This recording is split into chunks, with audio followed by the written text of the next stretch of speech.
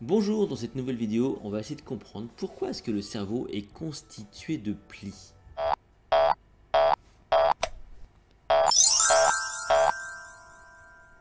Je vous rappelle que vous retrouvez tout mon travail sur mon site https://lessecrets.com, notamment à travers le protocole MemoCamp. Vous pouvez ainsi entraîner votre mémoire, votre cognition tout entière. Vous pouvez liker cette vidéo, la partager, vous abonner à la chaîne YouTube, activer les notifications. Et nous aujourd'hui, on va s'amuser à essayer de comprendre pourquoi est-ce que le cerveau comme ça, il est constitué de plis. Commençons par le constat premier.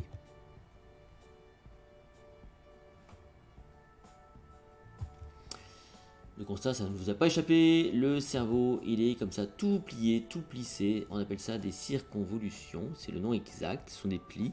Et ce qui est étonnant, c'est que si vous deviez déployer comme ça votre cerveau et donc enlever tous les plis, vous obtiendriez voilà, 2 mètres carrés de surface, donc l'équivalent d'une grande nappe, voilà, qui représenterait votre cerveau.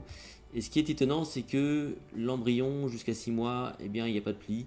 Donc le cerveau est extrêmement lisse à ce moment-là, et c'est un peu plus tard qu'il va commencer à construire, à créer des plis. Alors on va essayer de comprendre pourquoi.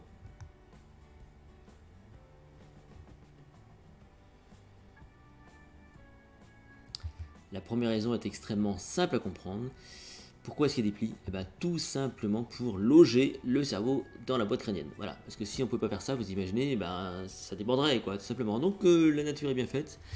Il y a des plis qui sont créés pour, comme ça, donc loger le cerveau dans la boîte crânienne. Et surtout, ça permet donc de favoriser le développement de ce cerveau et donc l'optimisation des capacités cérébrales et donc du traitement de l'information. Parce que le cerveau est un organe qui évolue, qui vit notamment dans les premières années, et grâce à cette fonction de pli, eh bien, on va pouvoir comme ça donc avoir une cognition plus élaborée. Une dernière étude a montré également donc que le cerveau, qui est donc qui est très tourné vers le traitement de l'information, le cerveau donc chauffe forcément beaucoup, et que ces plis pourraient être une solution pour refroidir la surface supérieure, le cortex, dans la boîte crânienne. Donc un système de refroidissement créé par ces plis, par ces circonvolutions. Intéressant à comprendre ça. Donc là encore qui montre que la nature est extrêmement bien faite. Alors, qu'est-ce qu'on peut conclure de tout ça?